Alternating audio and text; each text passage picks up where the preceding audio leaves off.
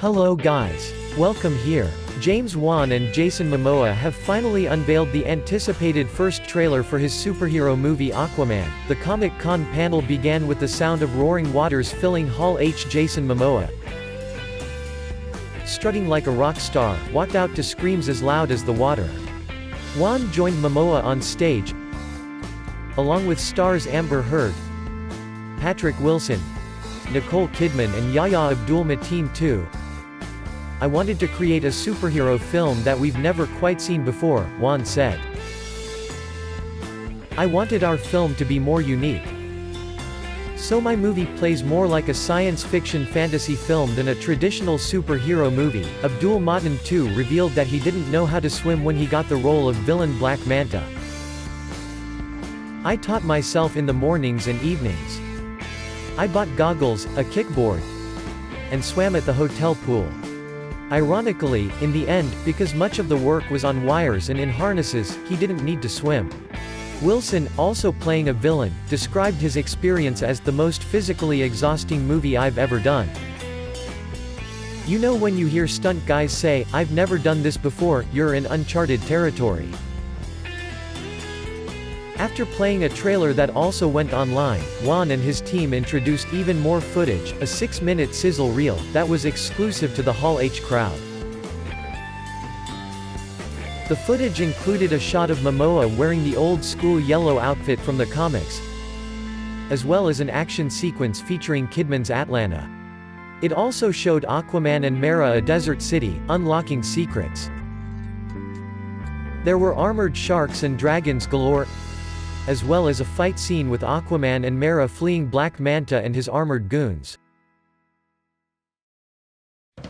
Aquaman asks, "What could be greater than being a king?" and Mera say, "A hero." Before Heard's Aquaman appearance, the Warner Brothers presentation also included a brief appearance from her ex-husband Johnny Depp, who delivered a speech in character during the Fantastic Beasts: The Crimes of Grindelwald panel. His casting in Fantastic Beasts has become controversial, forcing series creator J.K. Rowling to issue a statement defending his continued involvement in the franchise. Heard previously leveled allegations of domestic violence against the actor, later dropping the allegations and retracting a request for a restraining order as their divorce was settled in 2016. The presentation was Depp's first major public appearance since the release of a widely read Rolling Stone profile that painted a detailed portrait of a troubled star. This was the most highly anticipated trailer of Comic-Con, and Wan has had to explain over the past few months why no trailer had been released yet. He tweeted in February that he wasn't showing off anything until the visual effects were ready. "I am simply not ready yet to share," he wrote. "This movie is filled to the gills with VFX, and the process is as slow and laborious as a sea slug. Yes, even shots for the trailers take forever to do. And I refuse to put out anything that might be construed as subpar." The first footage ever shown was back at CinemaCon in April, but that was not made public. In addition to outlining the story, the first trailer also captures the impressive amount of detail and painstaking CGI work that went into creating the underwater world of Atlantis.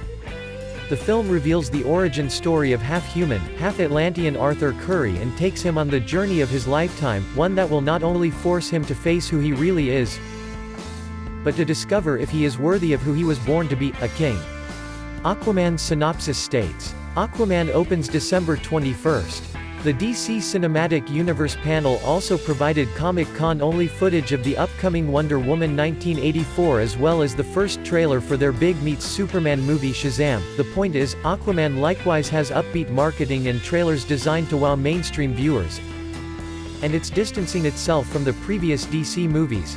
So some fans and press might be inclined to make comparisons to Justice League's efforts and determine it's going to require a lot more work by Warner's PR team to change the narrative around their DC properties and ensure Aquaman avoids another box office underperformance or outright disaster. The Christmas release date puts it in competition with several big holiday releases, too. while it also provides a prime period of family vacations and weeks of potential strongholds if it can beat the other films catering to the same audience demographics. If Aquaman is a great movie akin to the quality of Wonder Woman, and if the marketing is aggressive and powerful in making the case for it as a fun science fiction, fantasy movie for all ages, then I feel it can avoid the same fate as Justice League and serve as another box office hit. Followed up by Shazam, Wonder Woman 1984, and Joker in 2019. If other projects, notably, Birds of Prey, The Flash, and The Batman, enjoy positive news and buzz without a bunch of changes in directors and plans, then the next year plus should be a revival period for Warner's DC properties on the big screen. What else is happening in the DC universe? Find out by subscribing to my channel. See you soon.